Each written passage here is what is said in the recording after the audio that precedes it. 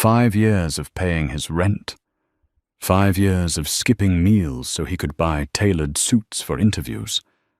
Harper thought she was investing in a partnership, building a foundation, brick by brick. But Liam wasn't looking for a partner. He was looking for a stepping stone. When he finally looked her in the eye inside that crowded Manhattan cafe and told her she was an anchor dragging him down, he thought the story ended there. He thought he had traded up. He didn't realize that the quiet man sitting 2 tables away, watching the entire brutal humiliation unfold, wasn't just a stranger. He was the man who signed Liam's paychecks, and he had very specific ideas about loyalty. The receipt on the table at Le Coucou read $450. Harper Bennett stared at it, her stomach tightening in that familiar, anxious way. It was a Tuesday. Why were they spending nearly $500 on a Tuesday? Don't look at it like that, Harper, Liam sighed, swirling the last of his Pinot Noir. He didn't look at her. He was too busy checking his reflection in the darkened window of the restaurant. It's an investment. I need to get used to this lifestyle. If you want to be a managing director at Sterling and Holloway, you have to eat like one, drink like one. It's about the mindset. Harper forced a smile, tucking a stray lock of brown hair behind her ear. Her blazer was from Zara, 3 years old, and she had sewn the button back on just this morning. I know, Liam. Rent is due on the 1st, and my car needs a new transmission. I thought we agreed to save this month. You agreed to save, Liam corrected sharply, finally turning his gaze to her. His eyes, once the warm blue she had fallen in love with during their sophomore year at NYU, were now cold, assessing. I agreed to elevate. There's a difference. He signaled the waiter for the check, but didn't reach for his wallet. He never did anymore. Harper pulled out her credit card, the one with the high interest rate she promised herself she wouldn't use again. As she handed it over, she looked at Liam, really looked at him. He was handsome, objectively. Sharp jawline, hair styled by a barber on Madison Avenue that cost $120 a cut, a suit that fit him like a second skin. She had paid for the haircut. She had paid for the suit. Happy anniversary, Liam, she whispered, though the words felt like ash in her mouth. Oh, right. 5 years, he said, tapping away on his iPhone. Happy anniversary, babe. Hey, I'm going to head to the restroom. Can you sign that and grab an Uber? I promised Vanessa I'd send her those projections before midnight. Vanessa? Harper asked. The name had been popping up a lot lately. Vanessa St. Clair, the daughter of some oil tycoon, a legacy hire at his firm. The better woman, in every sense that mattered to Liam's new world. Just a colleague, Harper. Don't start, Liam snapped, standing up. He didn't kiss her. He didn't even touch her shoulder. He just walked away, leaving her with the bill and a half-empty bottle of wine. Harper sat there for a moment, the ambient noise of New York's elite dining scene washing over her. She remembered when they met. Liam was a scholarship kid from Ohio with holes in his sneakers. She was an architecture student working 2 shifts at a diner. They used to split $5 pizzas and dream about the day they wouldn't have to check their bank accounts before buying coffee. I built him, she thought, a dangerous resentment bubbling up. I proofread his essays. I practiced his interviews with him until 3 a.m. I paid the deposit on our apartment so he could use his signing bonus for a Rolex. She signed the receipt, adding a generous tip because she couldn't bear to look cheap in front of the waiter, and walked out into the cold October rain. Liam was already gone. 2 weeks later, the hammer dropped. It wasn't a dramatic fight. It wasn't a screaming match. It was a sterile, calculated execution. Harper had come home early from her job at the boutique architecture firm in Brooklyn. She had exciting news. She'd finally been lead on a project, a renovation for a historic library. It wasn't glamorous, and it didn't pay millions, but it was hers.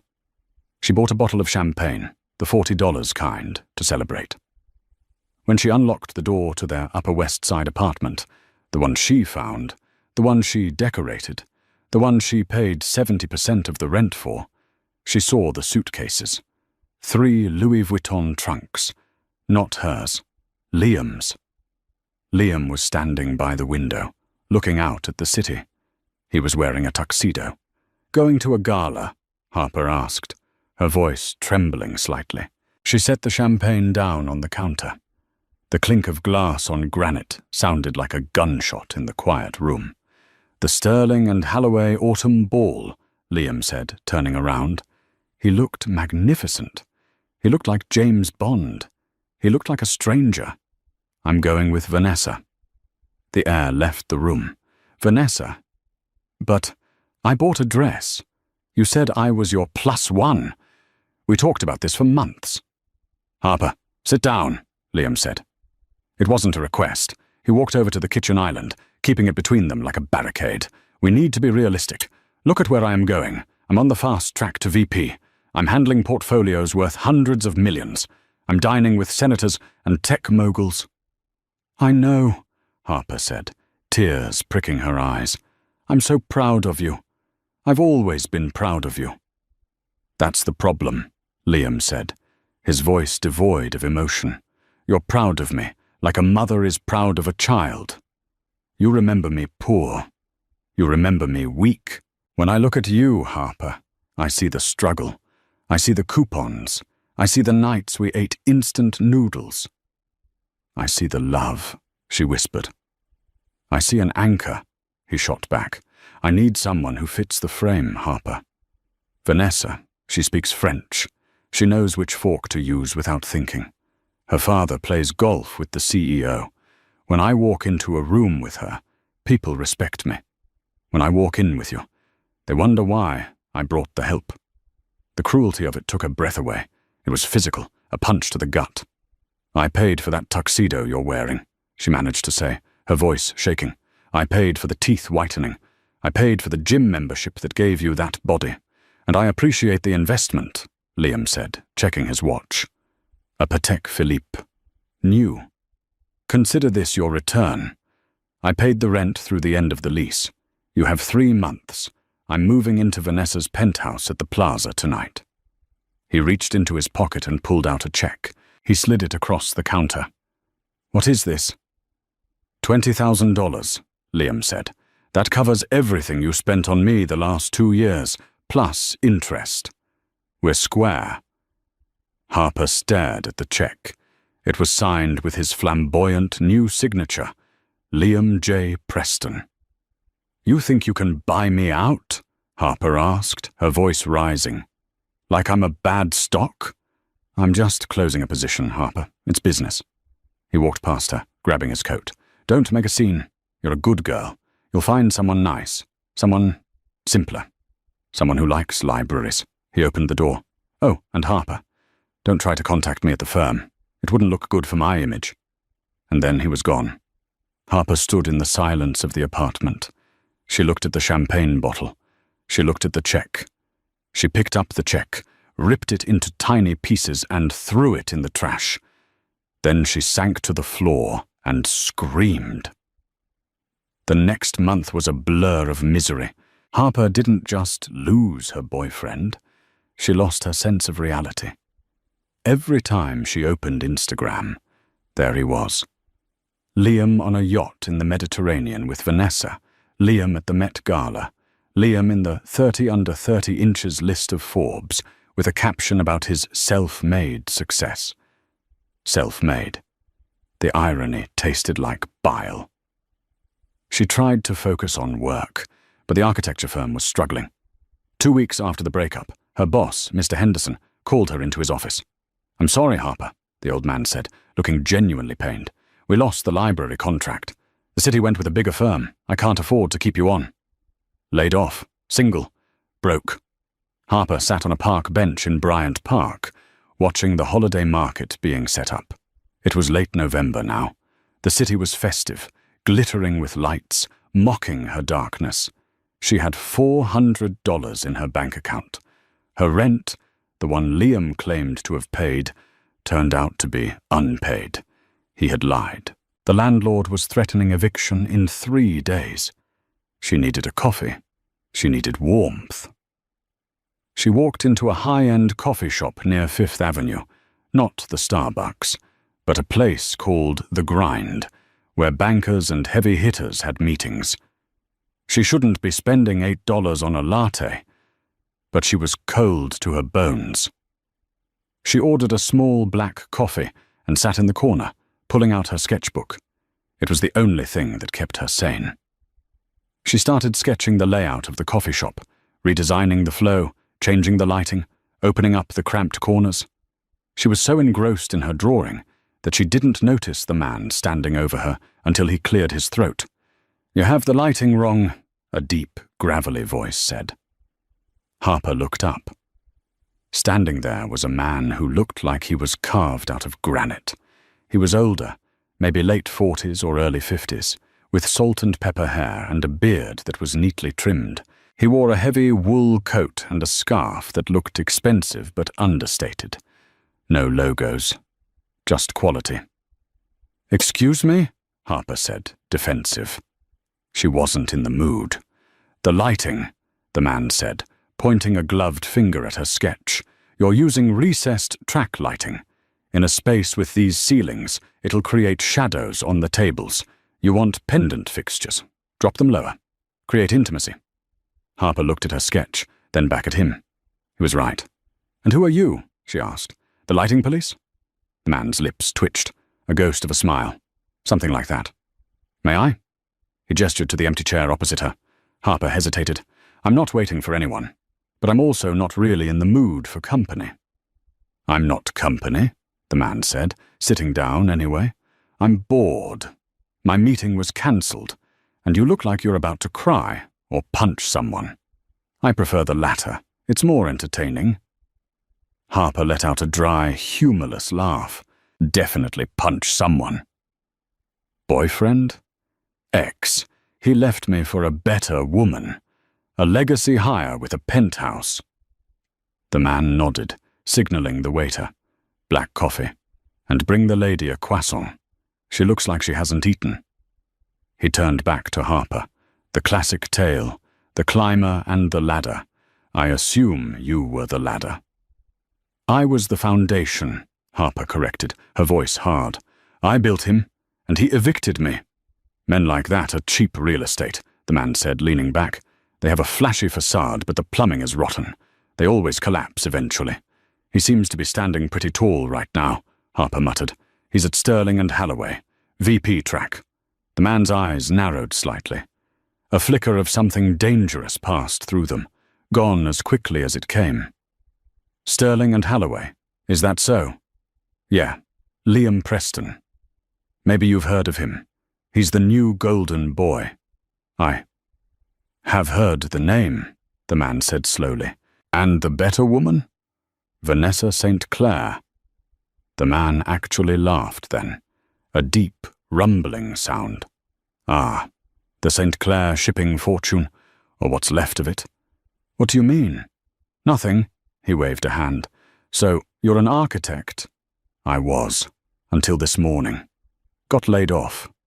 Bad day. The worst." The waiter arrived with the coffee and the croissant.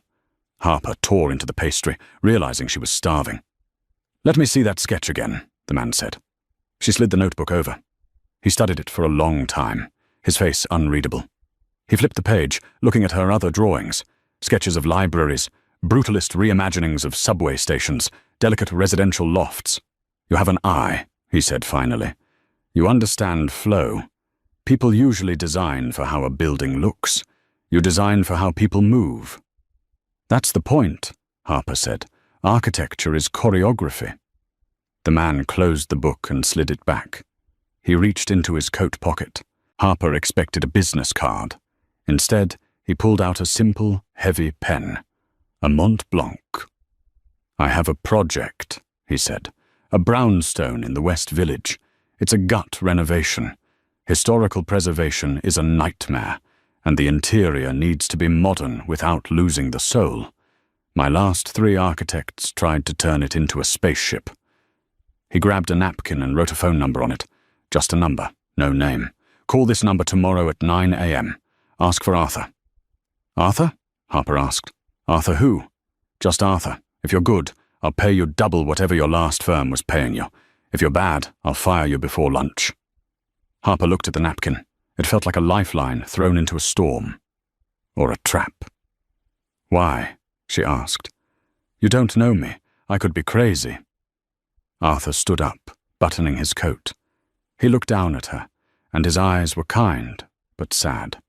"You have the look, kid." "What look?" "The look of someone who has nothing left to lose. That's when people do their best work." He turned to leave. "Wait," Harper called out. "You didn't pay for your coffee." Arthur paused, looking back. "I own the building," he said. "The coffee is on the house." And then he walked out into the snow, leaving Harper with a napkin, a full stomach, and the first spark of hope she'd felt in months. The number on the napkin connected Harper to a woman named Mrs. Higgins, who sounded less like a secretary and more like a gatekeeper to the underworld. 9 a.m. sharp, 14 West 10th Street. "Do not ring the bell twice," the woman had said before hanging up. Harper stood in front of the address at 8:58 a.m. It was a brownstone, but calling it a brownstone was like calling the Titanic a boat. It was a double-wide, pre-war masterpiece, with ivy crawling up the red brick facade and wrought iron gates that looked heavy enough to keep out a medieval army. It radiated quiet, terrifying wealth.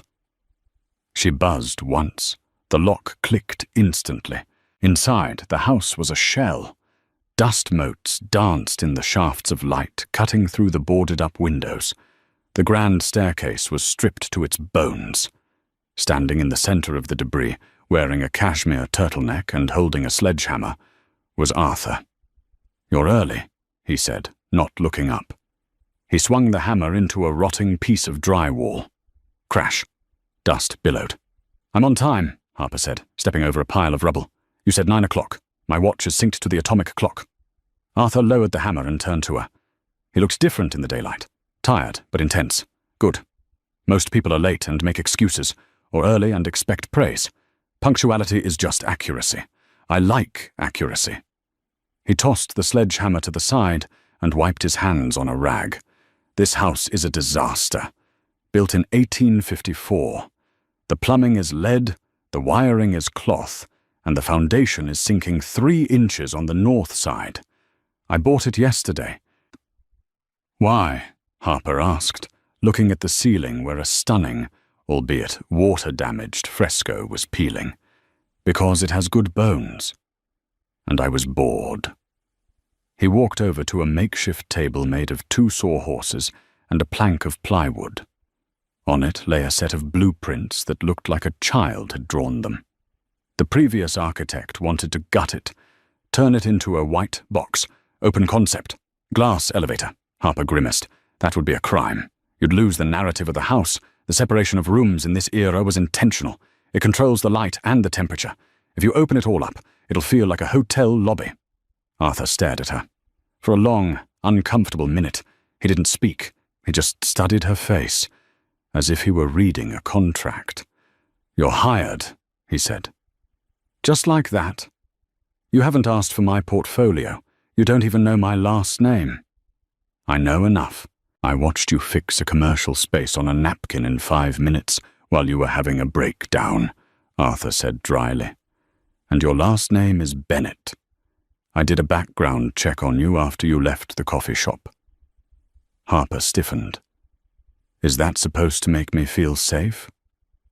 "It's supposed to make you feel like I don't waste time.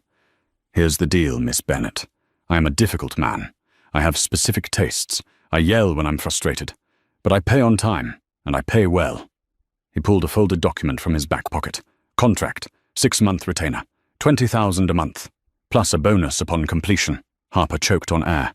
20,000, that's standard for a lead architect on a project of this scale. "Do you want the job or not?" Harper looked at the contract. It was more money in 6 months than she would have made in 3 years at her old firm. It was enough to pay off her student loans. It was enough to move out of the apartment Liam had tainted. "I want it," she said, reaching for the pen. Good, first task, Arthur said, pointing to the ceiling. Save that fresco. I don't care how much it costs. Get the best restorers in the city. I want it to look like it did when Lincoln was president. Underscore, underscore, underscore, underscore, underscore, underscore, underscore, underscore, underscore, underscore, underscore, underscore, underscore, underscore, underscore, underscore. The next 3 months were the hardest and best of Harper's life. Arthur wasn't kidding about being difficult. He was a perfectionist. He would call her at 11 p.m. to discuss the grain of the walnut wood for the library floors. He made her fly to Italy for 2 days just to select marble slabs in person because he didn't trust photos. But he was also brilliant. Harper learned that Arthur wasn't just a rich guy renovating a house. He was Arthur Caldwell. She put the pieces together, slowly, the way bankers on the phone would drop their voices when she mentioned who she represented, the way permits that usually took months were approved in hours. Arthur Caldwell was a legend in the private equity world, a corporate raider in the 80s who had pivoted to silent investing.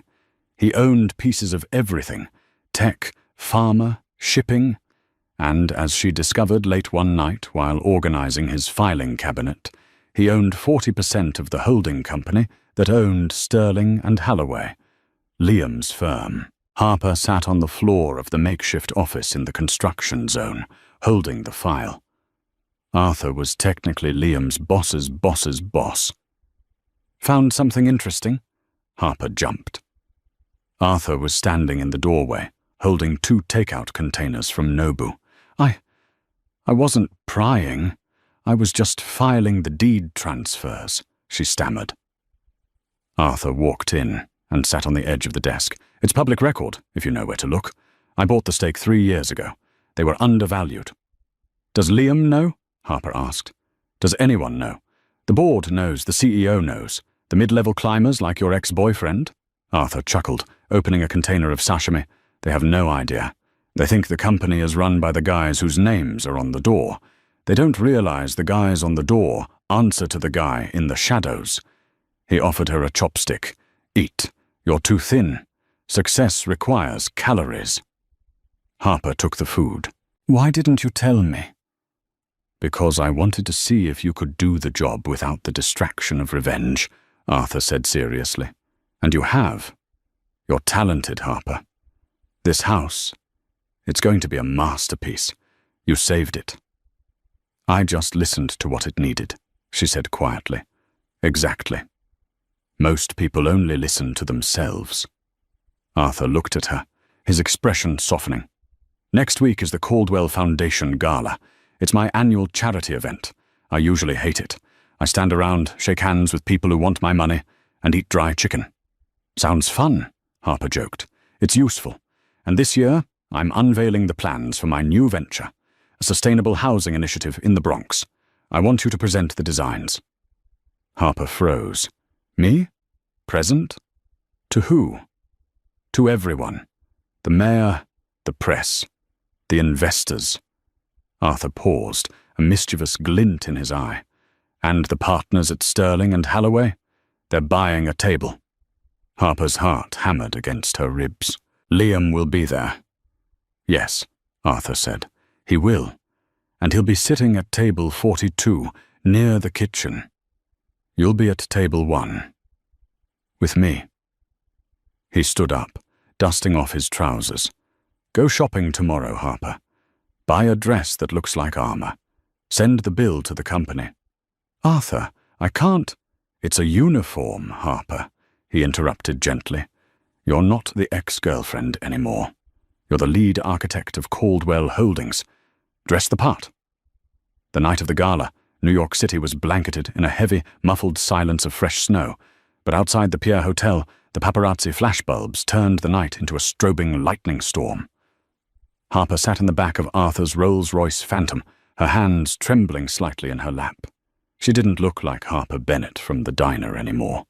She was wearing a custom gown by Oscar de la Renta, a midnight blue velvet that hugged her frame and cascaded into a silver-embroidered train. It was architectural, structured, and breathtakingly expensive. Her hair was swept up in a sleek, modern chignon, revealing diamond drop earrings that Arthur had loaned her from his family vault. "Breathe," Arthur said from the seat beside her. He looked distinguished in a tuxedo with a velvet lapel. "You look dangerous. I like it." "I feel like an imposter," Harper admitted. "You're not. You did the work. You drew the plans. Tonight is just the theater." The car slowed to a halt. "Ready to make an entrance?" The driver opened the door. The moment Harper stepped onto the red carpet, the cameras swiveled. They didn't know who she was, which intrigued them more. In New York, mystery is the ultimate currency. She walked beside Arthur, her chin held high, moving with the grace he had jokingly coached her on. "Walk like you own the pavement, Harper, not like you're renting it." Inside the ballroom, the atmosphere was suffocatingly opulent. Crystal chandeliers, mountains of flowers, and the hum of $1 billion of net worth mingling in one room. Harper scanned the crowd. She saw the mayor laughing with a tech mogul. She saw a famous actress fixing her lipstick. And then she saw him. Liam. He was standing near the bar, looking predictably polished in his tuxedo, holding a glass of champagne. Vanessa St. Clair was hanging on his arm. Vanessa looked pretty in a pink chiffon dress, but she looked soft, safe. Liam was scanning the room, his eyes hungry, looking for someone important to talk to. His gaze swept over the crowd, landed on Arthur, and his face lit up. He nudged Vanessa and started making a beeline towards them. Harper felt a spike of adrenaline. She turned to Arthur. "Here he comes." "Steady," Arthur murmured. "Let him speak first." Liam navigated the crowd, pulling Vanessa along. He reached Arthur and flashed his brightest, most practiced smile. "Mr. Caldwell," Liam said, extending a hand. "An honor to see you, sir. Liam Preston, Sterling and Halloway. We met briefly at the shareholder meeting last quarter." Arthur looked at Liam's hand, then shook it briefly, his grip firm and dismissive. "Preston, I remember. You handle the mid-cap logistics portfolio." It was a slight dig, minimizing his role, but Liam beamed, taking it as recognition. "Exactly, sir. We've actually outperformed projections this quarter. I'd love to—" Then Liam's eyes slid to the woman standing next to Arthur. He stopped mid-sentence. He blinked. He frowned. "Harper?" The name came out as a confused squeak. Vanessa stiffened, her eyes narrowing as she looked Harper up and down. She recognized the dress. She recognized the diamonds. And she definitely recognized the threat. "Hello, Liam," Harper said. Her voice was steady, cool, and lower than he remembered. What are you doing here?" Liam stammered, his composure cracking. He looked from her to Arthur, then back to her. A smirk began to form on his face, a defense mechanism. Are you working the event? The catering staff is usually through the back entrance." Vanessa giggled nervously. "Liam, don't be rude. Maybe she's someone's assistant." Harper didn't flinch.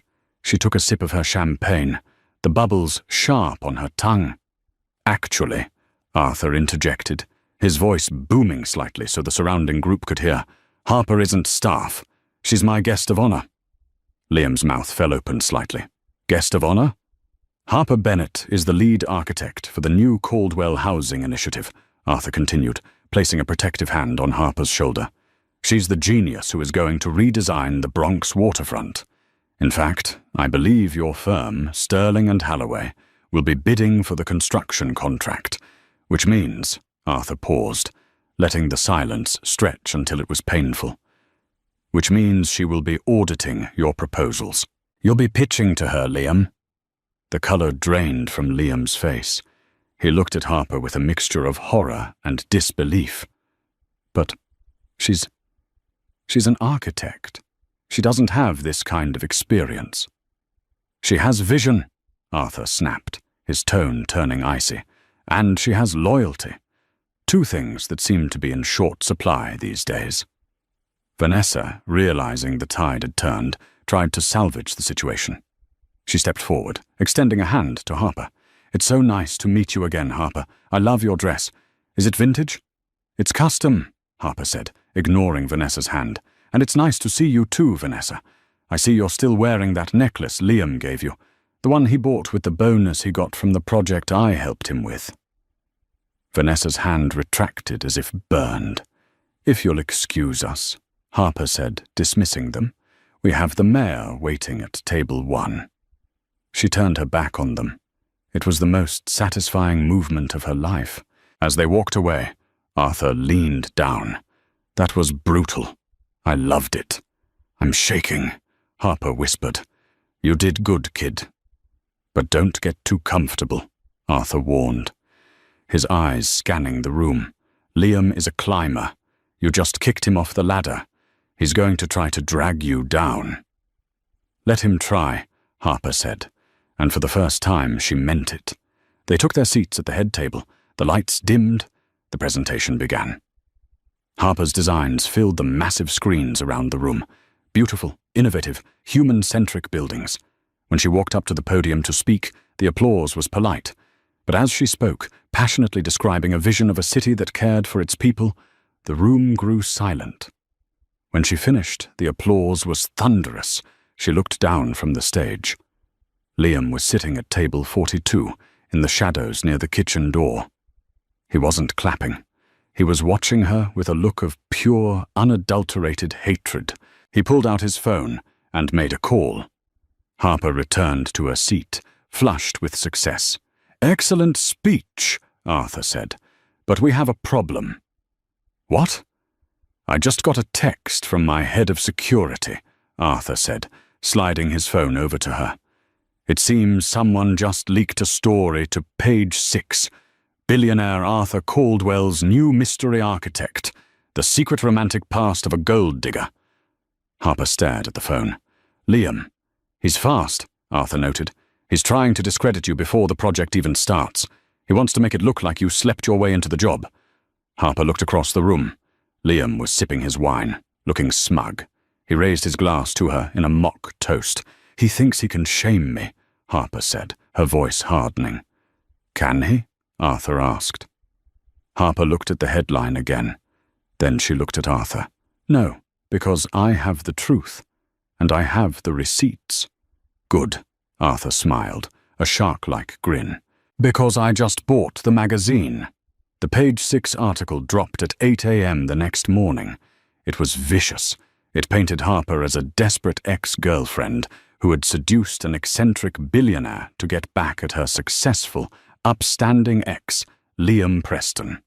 It cited anonymous sources who claimed Harper had no real architectural experience and was merely a figurehead for Caldwell's vanity project. Liam had played his hand. He was trying to destroy her credibility before she could audit his firm. Harper sat in Arthur's office in Midtown, the newspaper spread out on the glass desk. The view of Central Park was breathtaking, but the mood in the room was suffocating. "He's smart," Arthur admitted, pacing the room. "He didn't attack me. He attacked you. If I defend you too hard, it looks like I'm protecting a mistress. If I don't defend you, you look incompetent." "I don't need you to defend me," Harper said, her voice surprisingly calm. She was scrolling through her laptop. "I need you to authorize a subpoena." Arthur stopped pacing. "A subpoena? For what?" "For the metadata of the project files at Sterling and Halloway from the last 2 years, Harper said, turning the laptop screen toward him. "Liam said I was just the help. He forgot that I was also the IT support." She pointed to a folder on her screen, labeled Liam_backup.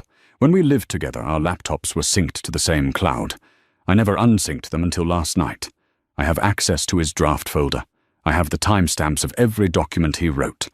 And guess whose user ID is embedded in the revision history of his biggest pitch decks?" Arthur leaned in, squinting at the screen. "Yours. Correct. The Mallory Point proposal. I wrote the structural analysis. The Vanguard Bridge pitch. I designed the stress test models. Liam didn't just use me for rent, Arthur. He used me for his job. He's been submitting my work as his own for 3 years. Arthur let out a low whistle. That's fraud. Intellectual property theft. And since Sterling and Halloway is a publicly traded company, that's a securities violation. Exactly, Harper said. He wants to make this about a breakup. I'm going to make it about plagiarism. Do it, Arthur said. Call the lawyers.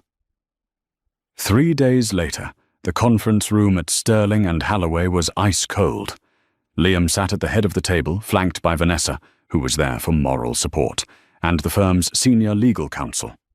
Opposite them sat Harper, Arthur, and a team of 3 lawyers who looked like they ate glass for breakfast. This is ridiculous, Liam scoffed, though he looked pale. Miss Bennet is trying to claim credit for my work? It's a desperate shakedown. Mr. Preston, Arthur's lawyer began, sliding a thick binder across the table. This binder contains the digital forensics of the Mallory Point project. As you can see, the original CAD drawings were created on a device registered to Harper Bennet. The IP address for the uploads is the apartment you shared. Furthermore, we have email drafts where you explicitly asked Miss Bennet to fix the math on the load-bearing columns. Liam laughed nervously. She helped with typos. She's not an architect. Turn to page 42, Harper said. She didn't look at the lawyers. She looked straight at Liam. Liam flipped the page.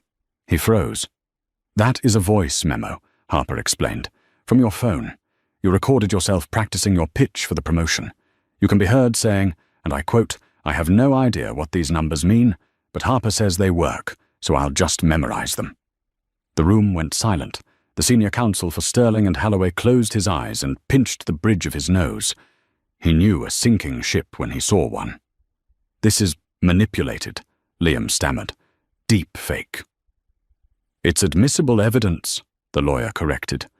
Mr. Preston, if this goes to court, you won't just lose your job. You will be blacklisted from the industry.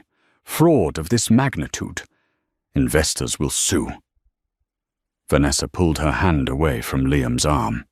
You told me you did all that work yourself, she whispered, her voice shrill. You told my father you were a prodigy. I am, Liam shouted, losing control. I managed the client. I sold the vision. She just did the grunt work. That's what she's for. And that, Arthur said, standing up, is a confession. Arthur turned to the senior counsel. Caldwell Holdings is reviewing its 40% stake in this firm. We cannot be associated with leadership that relies on stolen valor. I suggest you rectify the personnel issue immediately. The counsel nodded grimly. Mr. Preston, please hand over your badge and your phone. Security will escort you out. You can't do this, Liam screamed, standing up. I'm a VP. I'm dating Vanessa St. Clair. Vanessa stood up too. She looked at Harper, really looked at her, and saw the strength there. Then she looked at Liam, sweating and desperate. Actually, Vanessa said, smoothing her skirt, we're not dating. Not anymore. She walked out of the room without looking back. Liam stood alone. He looked at Harper, his eyes pleading now. Harper, please don't do this. I'm sorry. I made a mistake. We can fix this. We were a team. Harper stood up, gathering her files. She walked over to him, leaning in close so only he could hear. You were right, Liam, she said softly. You did need someone who fit the frame. But you forgot something important. What? He choked out. The frame is only as good as the picture inside it. And you're just empty space. She turned and walked out the door, leaving him to the security guards. The silence that followed the legal destruction of Liam Preston was not empty. It was heavy with the dust of a demolished life. Harper sat in the back seat of the town car, leaving Sterling and Halloway's headquarters, the adrenaline of the confrontation slowly draining away, leaving her limbs feeling like lead. She looked at her phone. Her inbox, once a barren wasteland of rejection emails, was now flooding. Architectural Digest wanted an interview. The New York Times wanted a profile on the woman who checkmated Wall Street. But the notification that gave her the most satisfaction was a simple system alert from the cloud server, Device Liam's MacBook Pro has been permanently disconnected. You're quiet, Arthur said. He wasn't gloating. He was reading a financial report on his tablet, but Harper knew he missed nothing. Regrets? No, Harper said, watching the city blur past the rain-streaked window. I just realized something. I spent 5 years trying to be enough for him. Today, I realized I was too much for him. It's a strange feeling, fitting into your own skin for the first time. It's called growth, Arthur murmured, turning the page. It hurts, like teething. Now stop thinking about the demolition. We have a building to construct. The build. The next 6 months were a grueling, beautiful war of attrition against the elements, the unions, and the clock. The Caldwell Waterfront Project, now officially renamed the Harbor Point Initiative, was no longer just a blueprint. It was a living, breathing beast of steel and concrete rising from the mud of the Bronx shoreline. Harper threw herself into the work with a ferocity that frightened the site foreman. She was there at 5 a.m., wearing a hard hat and steel-toed boots, drinking bad coffee from a thermos. She wasn't the girlfriend or the accessory anymore. She was the boss. One freezing February morning, Harper stood on the skeletal steel frame of the 3rd floor, arguing with the lead structural engineer, a gruff man named Kowalski, who had been building in New York since the 80s. "The cantilever is too aggressive, Miss Bennett," Kowalski shouted over the wind. "The wind shear off the river is going to create too much torque. We need to add a support column here." "No columns," Harper shouted back, her cheeks flushed with cold. "The whole point of the design is openness. It represents the community having no barriers to the water. If we put a column there, we kill the metaphor. Reinforce the truss on the blind side. Use the tensile steel cables we sourced from Germany. It will hold." Kowalski stared at her.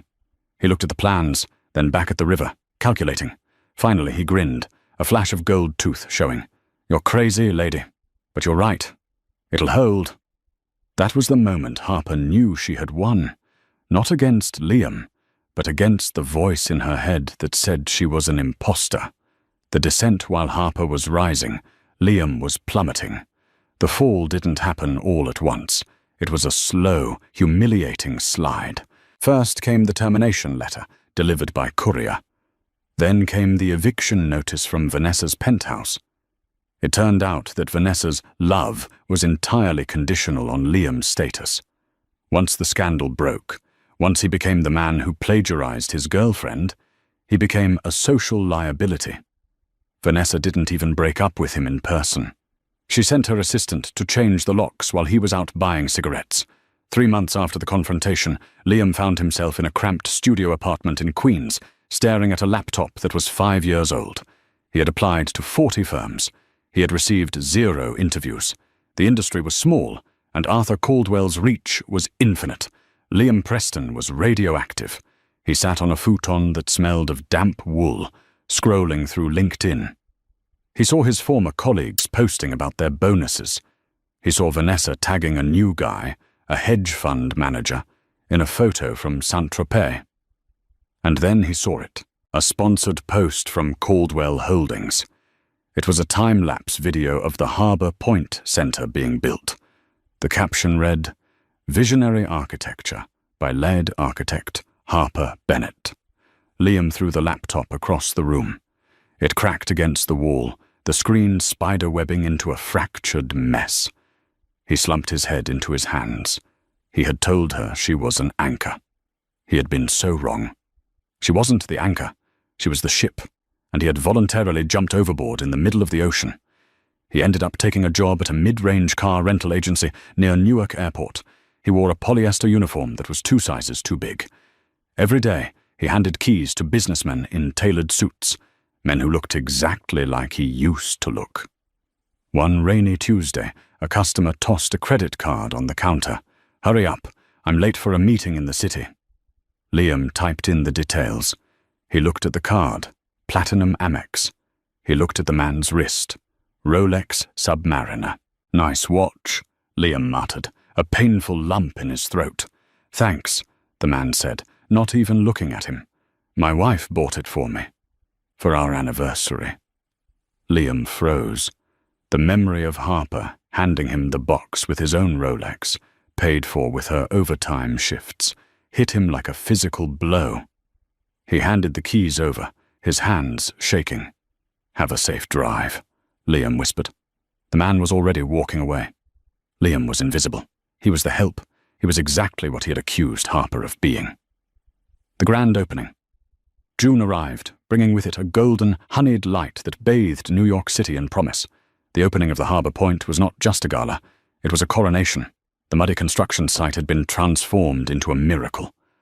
A sweeping park of native grasses and reclaimed boardwalks led to the centerpiece, the beacon. The building was breathtaking. It curved like a wave, frozen in glass and caught in steel, reflecting the river and the sky. It didn't dominate the landscape.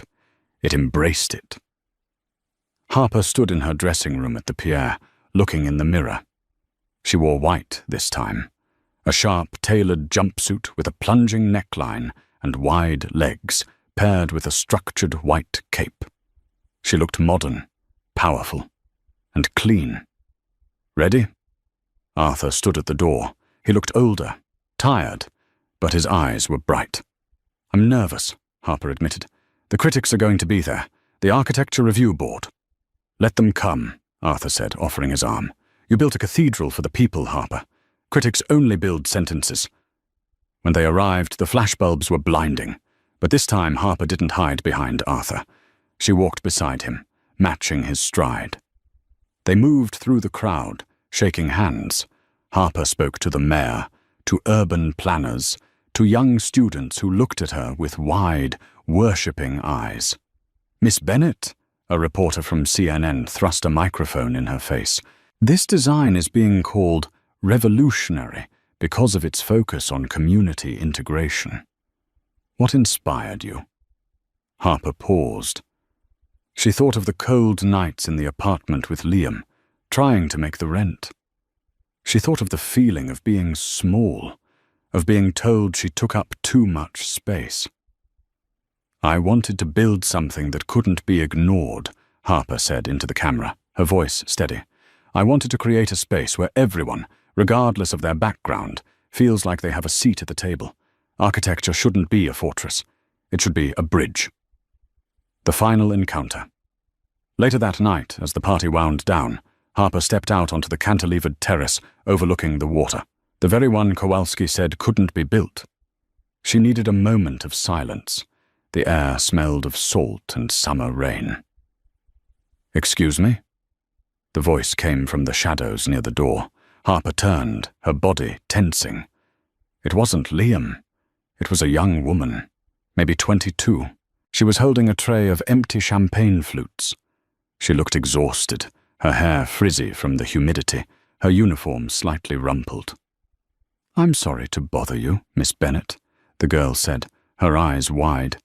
I'm an architecture student at SUNY. I'm working catering to pay tuition. I just wanted to say, I've been following your story. You're my hero." Harper softened. She looked at the girl, at the scuffed shoes, the tired eyes, the spark of ambition that refused to be extinguished. She saw herself. "What's your name?" Harper asked. "Maya." "Well, Maya," Harper said, walking over and taking a business card from her clutch. It was heavy stock, embossed with Harper Bennett, Principal Architect Caldwell and Bennett. "When you graduate, call this number. Don't let anyone tell you that you're just the help. You're the future." The girl took the card as if it were a holy relic. Thank you so much." As the girl left, Harper felt a presence beside her. Arthur had joined her on the balcony. He handed her a fresh glass of champagne. "Caldwell and Bennett?" Arthur asked, raising an eyebrow. "I don't recall authorizing a name change for the firm." "I filed the paperwork this morning," Harper grinned, taking the glass. "I figured you'd want to retain the talent before I got poached. I had an offer from Foster Plus Partners yesterday." Arthur threw his head back and laughed, a genuine booming sound that echoed over the water. "You drive a hard bargain, Bennett? 50/50th partnership?" 60/40ths, Harper corrected. I'm doing the heavy lifting. You're just the money. Arthur shook his head, smiling with a mixture of pride and resignation. Done. They stood in silence for a moment, watching the city lights twinkle across the river.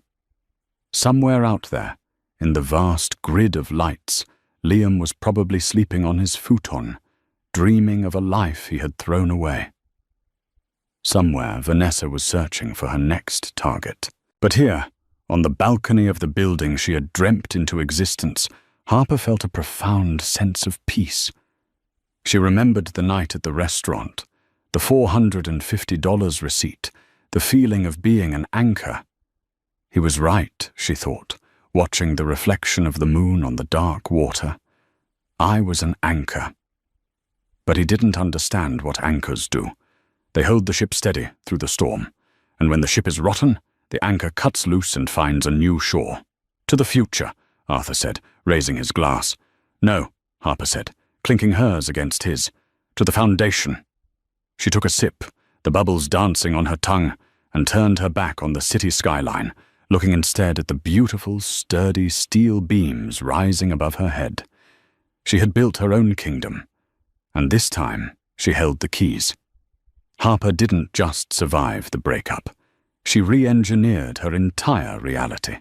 She proved that when someone tells you you're not enough, or you're dragging them down, they are usually projecting their own inability to carry their own weight.